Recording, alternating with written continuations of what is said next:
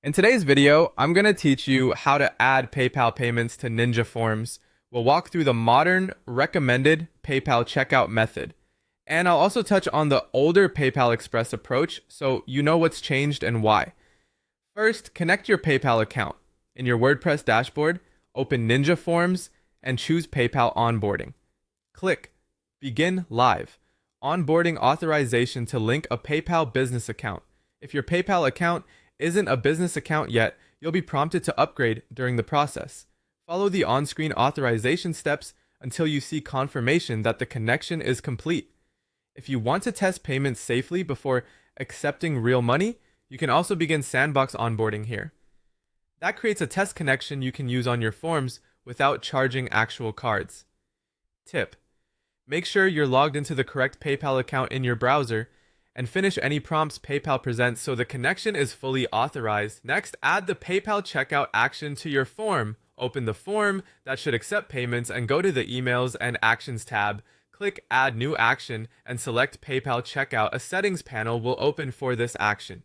Here you'll choose how the payment amount is determined, such as using a fixed price, a calculated total, or a specific field on your form. You can also select the currency, adjust button and display preferences if available, and toggle sandbox mode if you completed sandbox onboarding earlier. Save your form once you've reviewed these options.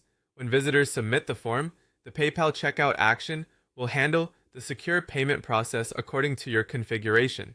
A helpful tip is to run a quick test submission to make sure the amount, currency, and confirmation behavior all look right before you share the form widely. If you use sandbox mode, verify the transaction in your PayPal sandbox account, then switch back to live when you're ready to accept real payments. Finally, a quick note on the legacy method. PayPal Express is considered deprecated in Ninja Forms.